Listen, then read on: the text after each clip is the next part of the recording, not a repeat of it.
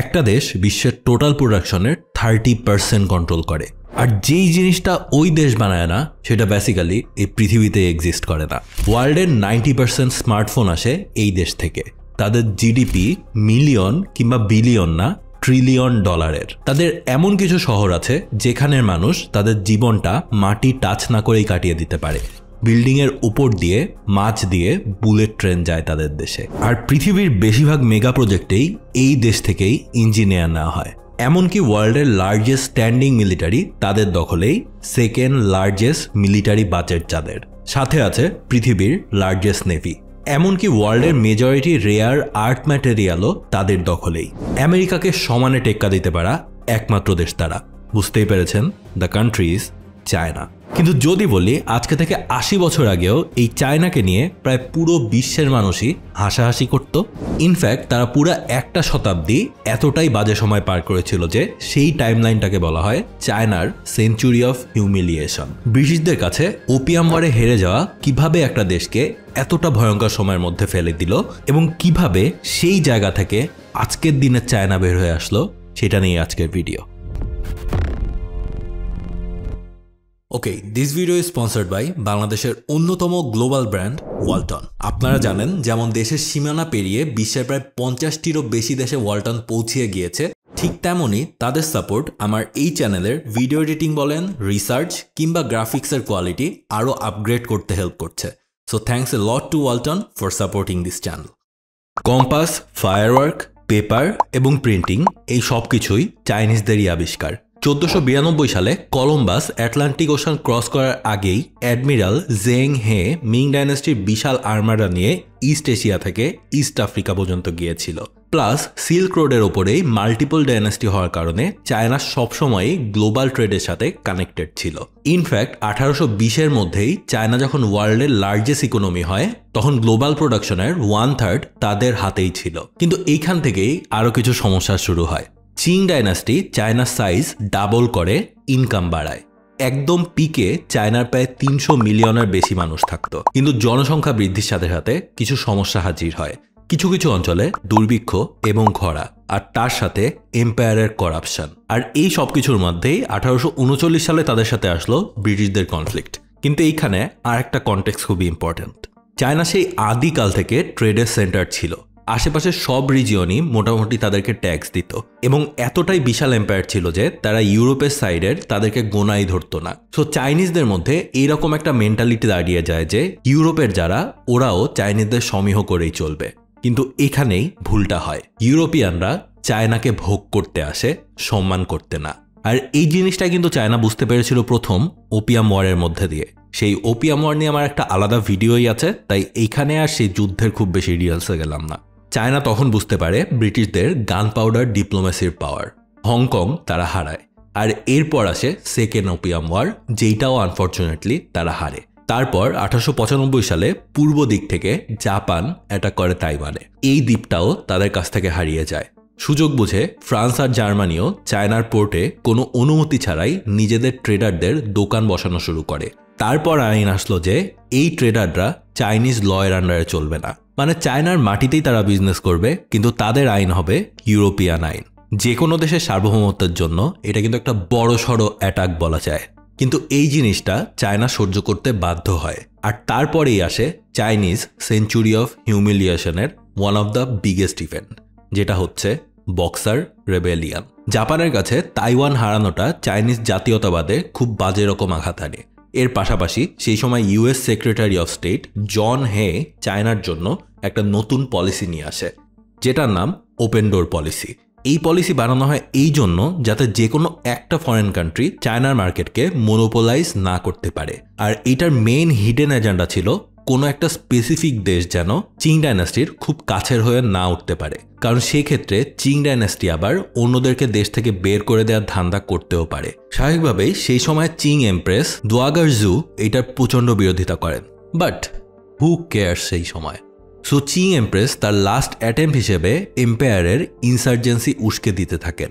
আর এখানেই আসে বক্সাররা।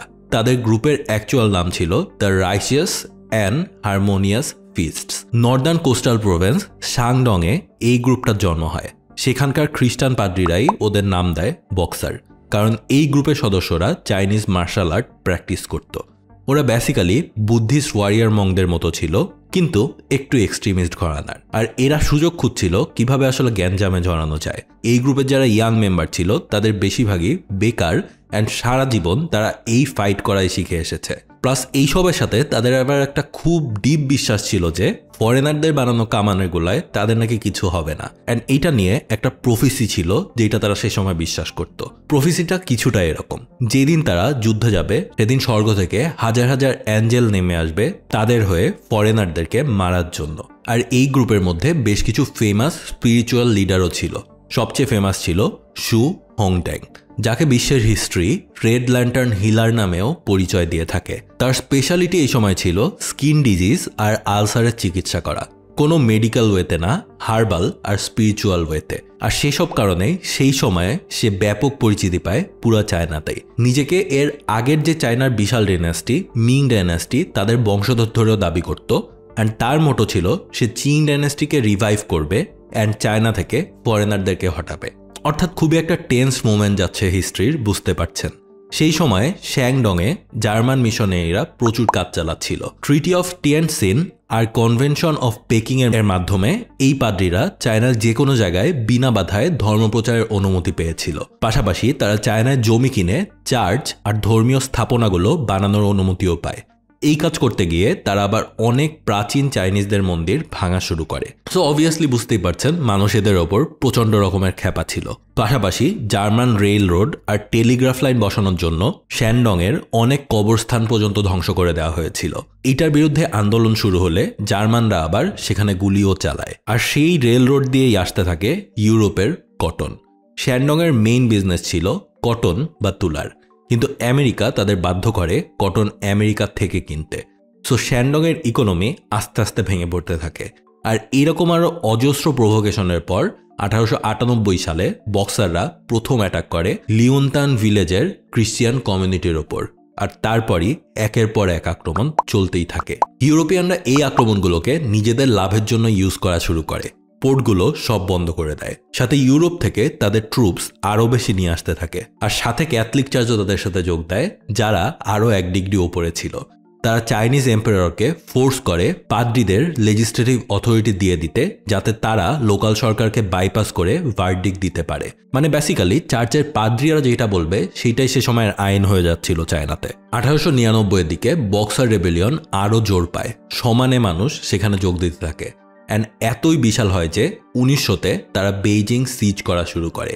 এদিকে এতদিন ফরেন পাওয়ারদের সাথে অ্যালায়েন্সে থাকা চিং এম্পায়ার এবার চলে আসে রেবেলদের সাইডে। সে তার সকল রিজিওনাল রিপ্রেজেন্টেটিভদেরকে আদেশ দেয় রেবেলদেরকে সাহায্য করার জন্য।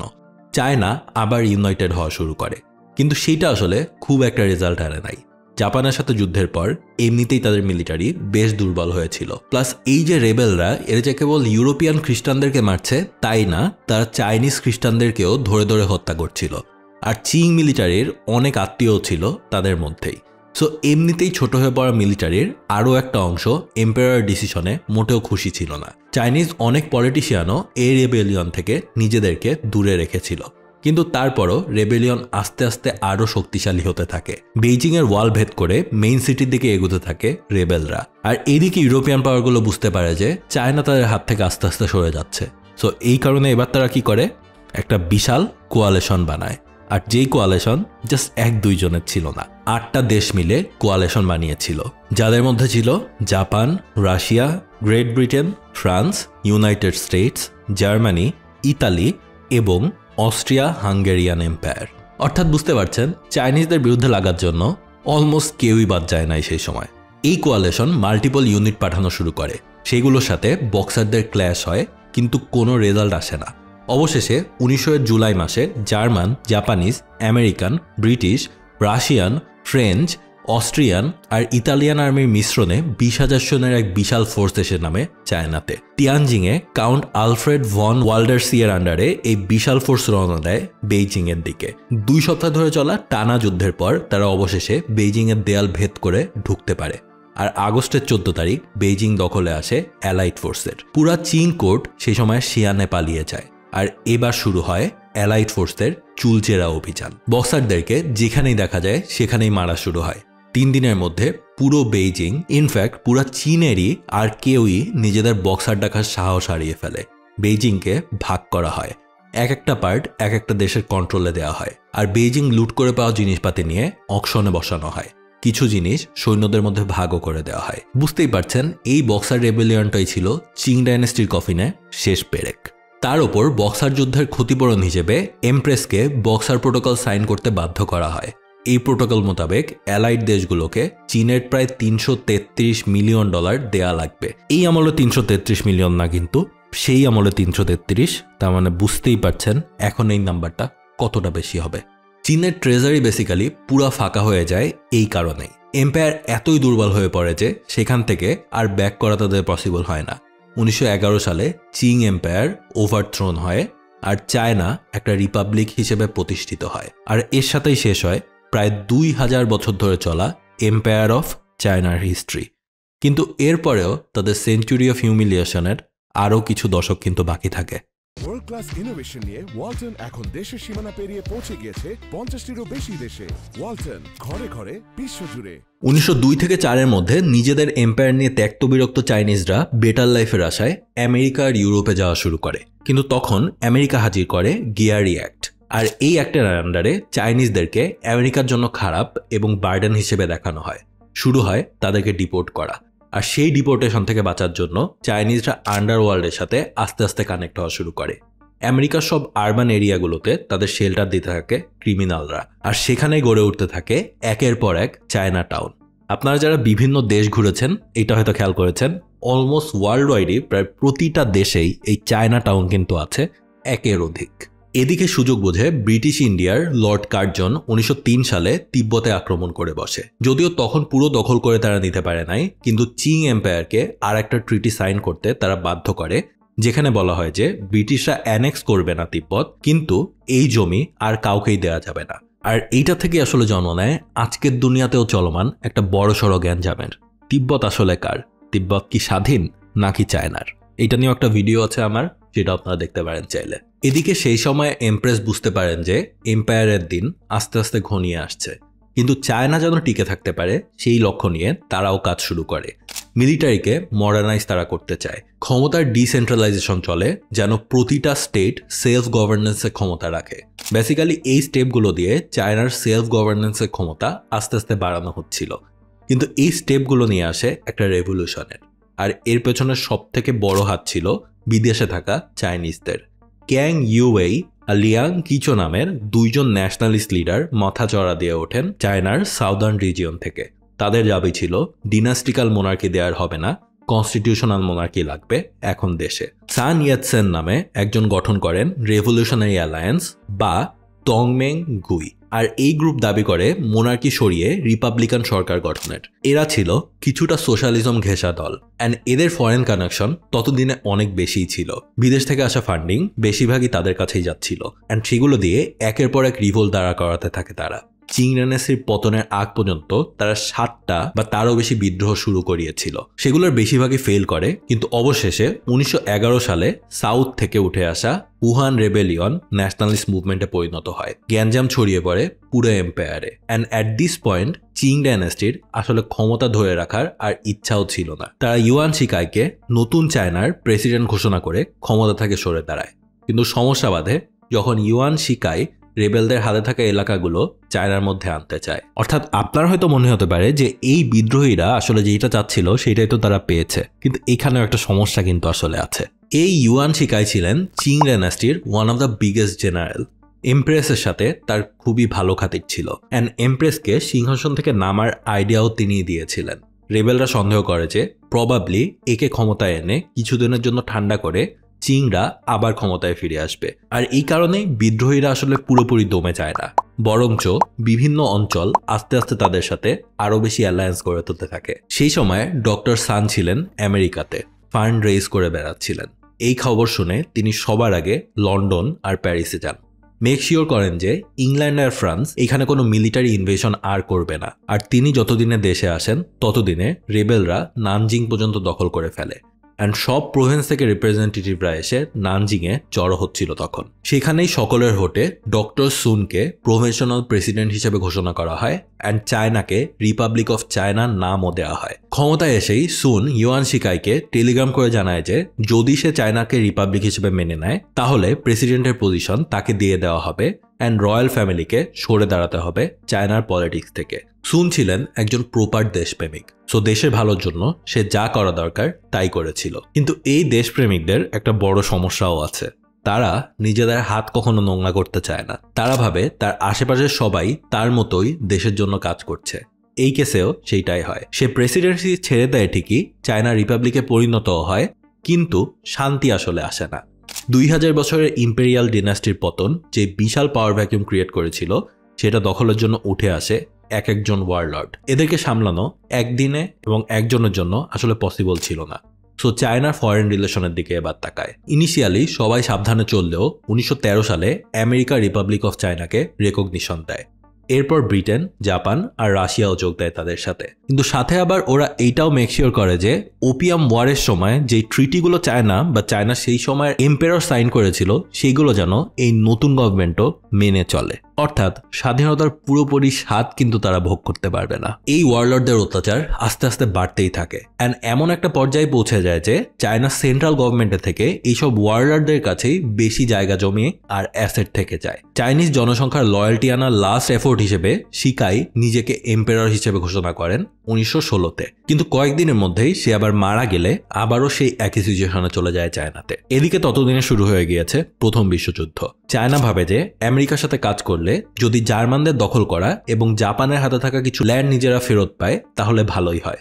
সেই চিন্তা থেকে চায়না অ্যালাইড ফোর্সের হয়ে যুদ্ধে যোগ দেয়। কিন্তু যুদ্ধ শেষে ট্রিটি অফ ভার্সাই তাদের সেই স্বপ্ন পূরণ করতে পারে নাই। সিক্রেটলি ব্রিটেন, আমেরিকা আর জাপান ডিল করে রেখেছিল যে ওইসব টেরিটরি পার্মানেন্টলি তারা জাপানকে দিয়ে দেবে।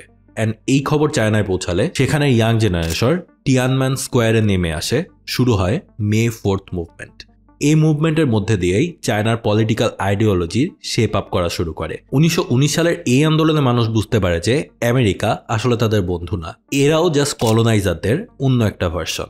আর সেই সেন্টিমেন্ট নিয়েই 1921 সালে অল্প কিছু মানুষের হাতে জন্ম নেয় সিসিপি। আর এই মোমেন্টটাই ছিল চায়নার ঘুরে দাঁড়ানোর মেইন স্টার্টিং পয়েন্ট। এই সিসিপি এর জন্ম শুধু চায়নার না বরং পুরো পৃথিবীর জন্যই একটা ক্যানন ইভেন্ট। চ্যান ডিউক্সিউ আর লি ডাজওয়ান সিসিপি এর দুইজন ফাউন্ডিং লিডার মিলে তাদের কাউন্টার পার্ট ন্যাশনালিস্ট পার্টিকে কনভিন্স করে যে তাদের এখন মার্চ করা দরকার। অ্যান্ড যতদিন না ওয়ারলর্ডদের হাত থেকে চায়নার উদ্ধার করা যাবে ততদিন আসলে শান্তি আসবে না। তো তারা একদল হয়ে যায় অ্যান্ড শুরু হয় নর্দার্ন এক্সপেডিশন। এই এক্সপেডিশন বিশাল একটা সাকসেস নিয়ে আসে। চায়নার সাধারণ মানুষরাও তাদের পক্ষেই ছিল। ওয়ারলর্ডের যুগ প্র্যাকটিক্যালি শেষ হয়, কিন্তু চায়নার শান্তি তাও আসে নাই। পাশেই ছিল তাদের সোভিয়েত ইউনিয়ন, যারা 1917-তে তাদের বিপ্লবের মধ্যে দিয়ে দুনিয়ায় সমাজতন্ত্রের ঝড় নিয়ে এসেছিল। সোভিয়েতের খুবই কড়া নজর যায় তখন চায়নার ওপর। ন্যাশনালিস্ট পার্টি ধারে ভারে বড় ছিল, কিন্তু তারা ভয় পাচ্ছিল যে সিসিপি সোভিয়েত ব্যাকিংয়ে বিশাল থ্রেট হয়ে উঠতে পারে। So nationalist leader Chiang Kai-shek 1927-এ বেধড়ক কমিউনিস্ট মারা শুরু করে। শুরু হয় আর একটা সিভিল ওয়ার। 1934 সালে এই যুদ্ধ একদম পিকে পৌঁছে যায়। ন্যাশনালিস্টদের বর্বর ম্যাসাকারের মুখে সিসিপি বাধ্য হয় পিছু হটতে। রেড আর্মির strong hold south eastern China থেকে তাদের পুশ করতে করতে প্রায় 6000 মাইল দূরে নিয়ে যায় ন্যাশনালিস্টরা। আর এই 6000 মাইল রিট্রিটে প্রায় 1 লাখ সিসিপি সোলজারের মধ্যে মাত্র 20,000 সার্ভাইভ করে। ইতিহাসে এই ঘটনার নাম দেওয়া হয় দ্য লং মার্চ। আর এই লং মার্চ ইভেন্টের পরেই সিসিপি পুরাপুরি আন্ডারগ্রাউন্ডে চলে যায়। চায়নার এই সিভিল ওয়ারের সুযোগ নিয়ে 1931 সালে জাপান মাঞ্চুরিয়া ইনভেশন করে বসে। সেই সময়ের মাঞ্চুরিয়া ছিল চায়নার মেইন ইন্ডাস্ট্রিয়াল হাব। অর্থাৎ বিপদে পড়ে যায় আবারও ন্যাশনালিস্ট গভর্নমেন্ট। তারা এবার কমিউনিস্টদেরকে আবারও বলে হেল্প করতে। কমিউনিস্টরা রাজি হয়, কিন্তু তাদের এবার প্ল্যান ছিল অন্য কিছুর। তারা মিনিমাল সাপোর্ট দেয় ন্যাশনালিস্টদের আর পেছনে নেক্সট ওয়ারের জন্য নিজেদের প্রিপেয়ার করতে থাকে। এদিকে জাপান একের পর এক টেরিটরি দখল করতেই থাকে। 1942 সালের মধ্যে চায়নার মেজরিটি রিজিয়ন জাপানের দখলে চলে যায়। জাপানের এই ইনভেশনটা পৃথিবীর ইতিহাসের জঘন্যতম জেনোসাইডের মধ্যে একটা ছিল। রেপ অফ নানকিং এই সময়েরই ঘটনা। এক লাইনে চাইনিজ সিটিজেনদের বসিয়ে কম্পিটিশন করে গলা কেটে ফেলার গল্প এই সময়েরই। লাখ লাখ মানুষকে জ্যান্ত কবর দেওয়া হয় রেপ করা হয় প্রায় কয়েক লাখ নারী ও শিশুকে। 1945 সালে জাপানের রিট্রিট করার আগ পর্যন্ত প্রায় 10 থেকে 20 মিলিয়নের বেশি চাইনিজ মানুষ মারা যায় জাস্ট এই জাপানিজদের হাতে, আর 90 মিলিয়ন মানুষ হারায় তাদের ঘর বাড়ি এবং সবকিছুই। জাপান পিছু হটার পর যখন সুযোগ আসে চায়নায় শান্তি ফিরিয়ে আনার, তখন তারা আবারও সিভিল ওয়ারে জড়িয়ে পড়ে। তবে এইবার চায়নার কমিউনিস্ট পার্টি অর্থাৎ সিসিপি পুরোপুরি প্রিপেয়ার্ড ছিল। অন্যদিকে লম্বা এক যুদ্ধের ধকল নিয়ে ন্যাশনালিস্ট পার্টি তখন পুরোপুরি টায়ার্ড। সিসিপি এর চেয়ারম্যান মাও জেডং এর নেতৃত্বে অবশেষে 1949 সালে সিসিপি চায়নার কন্ট্রোল নিয়ে নেয়। চায়নার নাম দেওয়া হয় পিপলস রিপাবলিক অফ চায়না। হেরে যাওয়া ন্যাশনালিস্ট পার্টির লিডাররা পালিয়ে যায় তাইওয়ানে, আর নতুন ফর্ম হওয়া ইউনাইটেড নেশনস, ব্রিটিশ আর আমেরিকান বুদ্ধিতে সিদ্ধান্ত নেয় যে তারা এই কমিউনিস্ট সরকারকে রিকগনিশন করবে না, তারা সাপোর্ট দেবে তাইওয়ানে পালিয়ে যাওয়া ন্যাশনালিস্ট গভর্নমেন্টকে। শুরু হয় the famous China and Taiwan struggle, যেটা কিন্তু আজকের দিন পর্যন্ত চলমান। মাও জেডং ক্ষমতায় এসে ঘোষণা দেন চায়নার এই সেঞ্চুরি অফ হিউমিলিয়েশনের শেষ হয়েছে, কিন্তু মানুষ তারপরেও মানছিল না। চাইনিজদের সেন্টিমেন্ট ছিল তারা যা হারিয়েছিল সেটা ফেরত না পাওয়া পর্যন্ত এই সেঞ্চুরি অফ হিউমিলিয়েশনের শেষ আসলে হবে না। সো সেই লক্ষ্যেই মাও জেডং কাজ শুরু করে দেন। কোরিয়ান ওয়ারের সময় চায়না থেকে অবশেষে সব ফরেন ফোর্স দূর হয় এবং 1997 সালে হংকং চায়নার সাথে রিইউনাইটেড হয় এবং 1999 ম্যাকাও ফিরে আসে চায়নার কাছে। তবে অনেকের মতেই তাইওয়ান যতদিন চায়নার সাথে মিলবে না ততদিন তাদের মতে এই হিউমিলিয়েশনের শেষ আসলে হবে না। কিন্তু আপনাকে আসলে বুঝতে হবে দুনিয়ার কোনো কিছু আসলে পুরোপুরি ভালো বা পুরোপুরি খারাপ না, যেমন সবকিছুই ব্ল্যাক অ্যান্ড হোয়াইট না, গ্রে এরিয়া তো কিছুটা আছে। অর্থাৎ এই গল্পটা শুনে যেমন মনে হচ্ছে যে সিসিপি আসলে পুরোপুরি তাদেরকে উদ্ধার করে গিয়েছে, বাট ব্যাপারটা তো এরকম আসলে না। এই উদ্ধার করার পেছনে আরও অনেক মানুষেরই কন্ট্রিবিউশন আছে পুরা সেঞ্চুরি জুড়েই। অর্থাৎ এইটাকে সেই অ্যাঙ্গেল থেকে একটা প্রোপাগান্ডা ধরাও যায়, আর এই প্রোপাগান্ডা শুরু করেছিলেন মাও জেডং। সেই সময়ে 1949-এ পিপলস রিপাবলিক অফ চায়নার জন্মকে সেঞ্চুরি অফ হিউমিলিয়েশনের এন্ডিং হিসেবে সব পোয়েটরাই লিখেছিল। কিন্তু এই হিউমিলিয়েশনের এন্ডের সূচনা কিন্তু ন্যাশনালিস্ট পার্টির চিয়াং কাইশেকি করে দিয়েছিলেন। তিনি ওপিয়াম ওয়ারের সব ট্রিটির বাতিল ঘোষণা করেছিলেন। চায়নাকে ওয়ার্ল্ড ওয়ারের পর বিগ ফোরের সদস্য হিসেবে মেনে নিতে বাধ্য করেছিলেন ইউরোপ আর আমেরিকাকে। ইউনাইটেড নেশন সিকিউরিটি কাউন্সিলের পার্মানেন্ট মেম্বার হিসেবে তিনি চায়নাকে জায়গা করে দিয়েছিলেন। কিন্তু সিসিপির প্রোপাগান্ডা মেশিন সেটা শোনে নাই। এমনকি এখনও চায়না যত ইনভেশন চালায়, যত অত্যাচার চালায়, সবকিছুর পেছনে তারা তাদের সেই হিস্টোরিক্যাল ক্লেম ধরে রাখে। যেই হিস্টোরিক্যাল ক্লেম হয়তো বা অ্যাকুরেট, কিন্তু এখনের দুনিয়ায় আসলে লজিক্যাল না। কারণ তাদের সেই হিস্টোরিক্যাল ক্লেম যদি আসলে অ্যাকুরেট এবং লজিক্যাল হতো, তাহলে এখনের দুনিয়াতে মঙ্গোলিয়া, পুরো এশিয়া এবং মিডল ইস্ট দখল করে রাখতো, কারণ তাদেরও সেই হিস্টোরিক্যাল ক্লেম তো আছে। কিন্তু সেটা যাই হোক, খোলা চোখে দেখলে চায়নার সেঞ্চুরি অফ হিউমিলিয়েশন যে শেষ হয়েছে এটা তো বলাই যায়। তবে চায়না যেভাবে সেখান থেকে ঘুরে দাঁড়িয়েছে, ওদের ওয়ার্ক এথিক, ওদের ফিলোসফি অ্যান্ড আনবিলিভেবল লেভেলের আউটকাম বেসড কাজ, সেটা পৃথিবীর যে কোনো দেশের জন্যই সাকসেসের একটা মডেল হতে পারে। তবে এটাও আমাদের মাথায় রাখতে হবে যে চায়না 2000 বছরের ইম্পেরিয়াল রুল শেষ করে 100 বছর পৃথিবীর সব পাওয়ার হাউসদের কাছে একদম সমানে মার খেয়েছে এবং এখন আবার পুরো পৃথিবীর সব থেকে স্ট্রং দেশগুলোর মধ্যে একটাই পরিণত হচ্ছে। এদের সাথে ডিল করতে হলে যে কাউকেই সাবধানে থাকতে হবে, কারণ এদের গেমগুলো অন্য লেভেলের, এদের প্ল্যানগুলো অন্য লেভেলের। সো এই ছিল ভিডিও। আপনারা কমেন্ট করে যান এই ভিডিওটা আপনাদের কেমন লাগলো। আমি এর আগে এই ওপিয়াম ওয়ার নিয়ে একটা ভিডিও করেছিলাম, যেটাতে এই সেঞ্চুরি অফ হিউমিলিয়েশনের কথা এসেছিল একদম শেষে এসে। আমরা মোটেও ডিটেলসে যাইনি। স্বাভাবিকভাবে অনেক মানুষ এখানে কমেন্ট করেছিলেন সেঞ্চুরি অফ হিউমিলিয়েশন নিয়ে ভিডিও বানাতে, তো সেটা নিয়ে ভিডিও বানালাম। যেহেতু সেঞ্চুরি অফ হিউমিলিয়েশন নিয়েই ভিডিও, তাই তাদের সেই হিউমিলিয়েশনের পার্টটাতেই বেশি ফোকাস থাকলো, রাদার দেন কীভাবে উন্নতি করলো সেখানে আসলে খুব বেশি ফোকাস দিলাম না। এইটা নিয়েও আর একটা ভিডিও আসলে আসতে পারে। চায়নার হিস্ট্রি এত বেশি এবং রিসেন্ট হিস্ট্রি আসলে এতটা ইন্টারেস্টিং, সেগুলো নিয়ে অনেক বেশি ভিডিও আসলে বানানো যায়। সো চায়নার যদি আপনারা রাইজ নিয়ে একটা আলাদা ভিডিও চান, এখন তাদের টেকনোলজিক্যাল জায়ান্ট হওয়ার পেছনে আর হিস্ট্রিটা নিয়ে আর একটা ভিডিও চান, সেটাও কমেন্ট করে যেতে পারেন। আশা করি সেটা নিয়ে আমি ভিডিও দিতে পারবো খুবই দ্রুতই। তো অ্যাজ ইউজুয়াল সব সোর্সগুলো নিচে দেওয়া থাকবে। That's all for today. Until my next upload, have a good week, good bye.